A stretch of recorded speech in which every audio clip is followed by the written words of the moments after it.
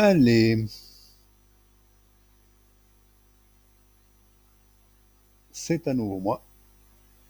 Allez, on va démarrer. Donc, nous avons dit les checkbox et les edit box, donc les text box. Ça, on va réduire pour pouvoir travailler. Qu'est-ce que c'est génial. Voilà, onglet perso, on rajoute. Là, on va marquer les checkbox et les edit box.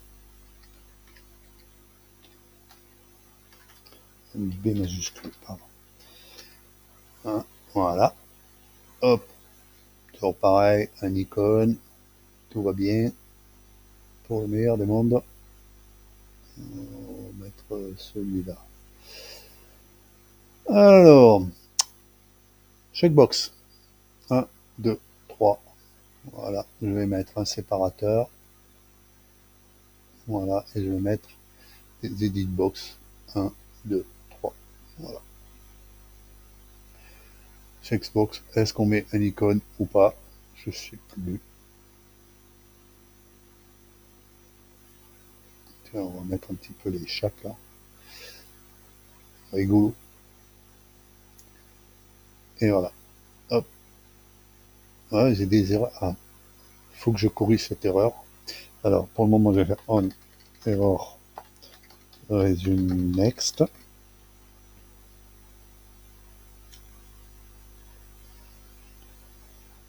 Euh, ouais. On error resume next. Ouais.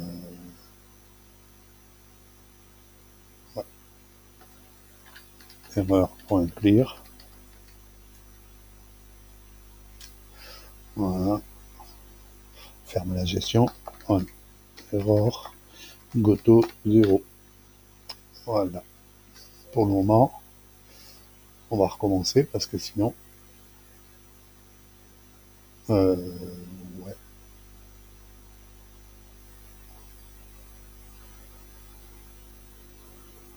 Annuler. Voilà. On error goto 0. Goto. Je vais trop vite. Bon, bah d'accord, je suis obligé. Allez, ok. Allez, on recommence. Hop, hop. Projet XLD. Hop, non, pas celui-là. Hop, voilà. On réduit. On recommence.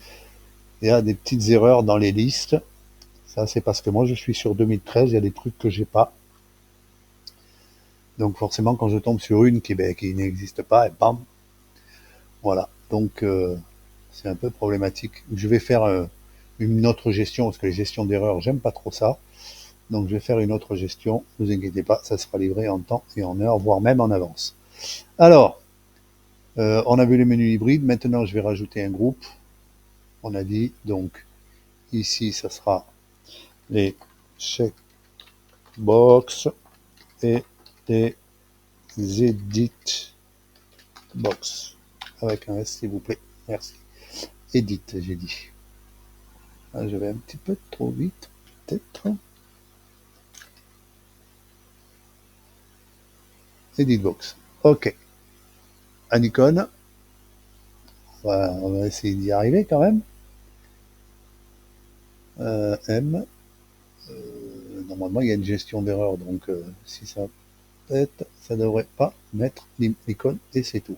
Alors ici, je vais mettre checkbox 1, 2, 3 et je vais rajouter un petit séparateur et je vais mettre directement les edit box. Voilà, je fais d'une pierre deux coups. Voilà.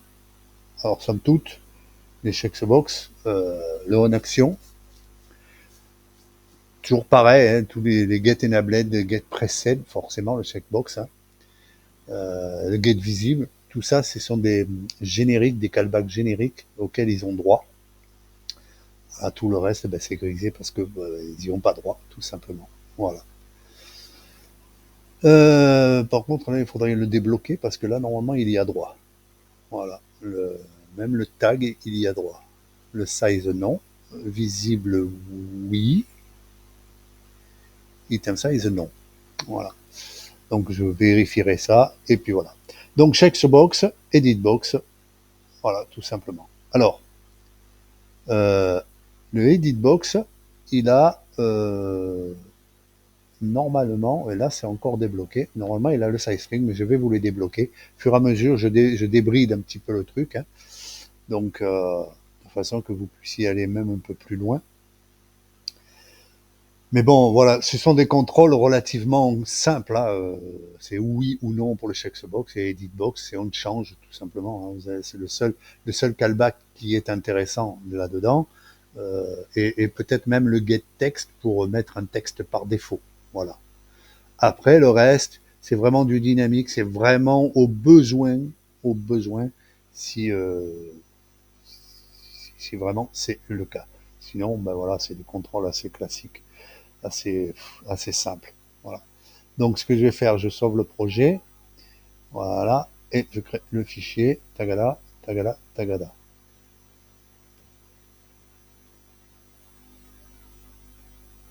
Voilà, il est écrasé, ok, on va aller voir le résultat, toujours, hein. Voilà, mon onglet perso, et là, ils sont ils sont pas là, les checkbox et editbox. Voilà, il est réduit, ils sont réduits. Voilà, j'ai les checkbox. Mais bon, là, malheureusement, c'est réduit. Sinon, ça s'affiche comme ça, de la même manière qu'ici, ici. Voilà. Mais là, il y a vraiment trop de monde. Il y a beaucoup de monde. Voilà. Donc, on a vu tous les contrôles fixes, hein, y compris les petits conteneurs, les drop-down, combo box, galerie, split button. Voilà. Donc, pour la série des contrôles fixes, je pense que c'est fini. Nous allons attaquer les vidéos des contrôles dynamiques ou rendre des contrôles dynamiques. Alors les contrôles dynamiques, il y aura deux méthodes. Pour les drop-down, combo box et galerie, on aura deux choix, soit le invalidate, soit le invalidate content in drops. C'est qui se passe de MyRibbon, en fait, de l'objet MyRibbon dans les callbacks, hein. Et c'est automatique quand on clique sur le bouton pour le développer. Voilà. Après, il y aura les méthodes MyRibbon invalidate, invalidate control, invalidate control MSO. Il y aura aussi activate table pour activer des onglets, etc., etc. On va aller tout doucement, tout doucement, tout doucement. On a déjà bien avancé sur les vidéos de la version 6.0 de Creator Ribbonix Image MSO 2025. Voilà. Je sais que depuis le 2 janvier, il y a eu quand même pas mal de téléchargements. Ben, ils vont être un petit peu déçus, certains, parce que quand ils vont voir le morceau que c'est devenu, donc se dire, s'il y avait su, j'aurais attendu un peu. Mais bon, c'est pas grave. Dans n'importe quel cas, la 5.3, donc la dernière, euh, était un bon entraînement. Voilà.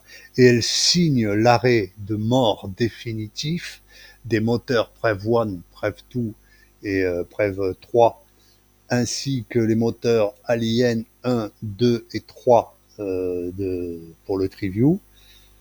Voilà, elles signent leur arrêt de mort définitif. Voilà, c'est déclaré.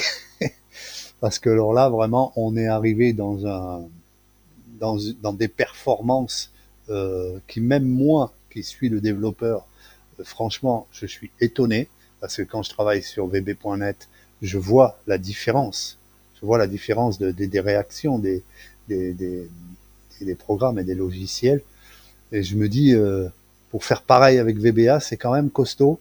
Et finalement, je vois que avec beaucoup, parce qu'il y a beaucoup de contrôle dans l'interface, hein, je vous dis, et il y a beaucoup de code, hein, euh, j'arrive à avoir un résultat vraiment très performant. Voilà, donc je suis le premier étonné. Voilà, je suis le premier étonné. Après, effectivement, les méthodes que j'emploie dans cette version-là, elles sont largement et de loin très différentes des versions précédentes, hein, donc de la 5.3 à voire même la 5.4 et 5.7, celles que j'ai gardées, mais qui n'ont pas été distribuées parce que finalement je les ai avortées, hein, de toute façon, de manière ou d'une autre, mais elles étaient déjà beaucoup plus performantes même que la 5.3. Mais on a quand même un, un rendu et une efficacité assez incroyable pour du VBA. Je vous le dis sincèrement, euh, sur vb.net, hein, quand je le transforme en excès, hein, parce que je suis vraiment qu'au balbutiement, j'en suis à la moitié, hein, en vb.net, c'est pour vous dire. À la moitié de ce que je fais là en VBA, j'en suis là, j'en suis à la moitié. Mais déjà, on voit que il faut rester lucide que ça sera toujours plus performant. Mais dans l'ensemble, cette version, dans un fichier Excel, elle propose plus d'options et vous allez voir, parce que là, on n'a vu que les contrôles fixes. Et dans la présentation, je vous ai dit tout ce qu'il y avait en plus et je vous dis, ça va être magique. Et, euh, et vous allez pouvoir bien vous amuser à faire des interfaces incroyables. Voilà. Allez, je vous dis à plus pour la prochaine vidéo. On commence les dynamiques. Je pense que je vais faire d'abord une vidéo intermédiaire pour vous montrer un petit peu tous les boutons que je vous ai pas montrés. Hein, les boutons, par exemple, pour remonter un élément, pour descendre un élément, pour supprimer un élément. Parce que tout ça, ça a changé. Tout ça, ça a changé. Et il y a plein de choses. Il y a plein de choses qui ont changé. Et vous allez voir que euh, il y a encore plein d'autres choses. Voilà.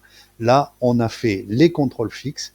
Je vais vous faire ensuite donc les contrôles dynamiques. Ensuite, alors je ne sais pas dans quel ordre. Peut-être que je varierai, je ferai un petit peu le mélange. Mais dans n'importe quel cas, les vidéos, elles sont titrées, elles sont claires et suffisamment explicites pour savoir si vous cherchez quelque chose.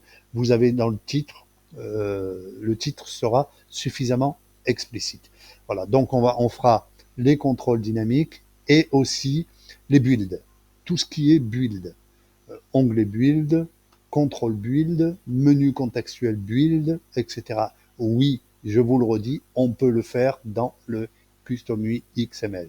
Allez, à plus tard pour la prochaine vidéo. Bye.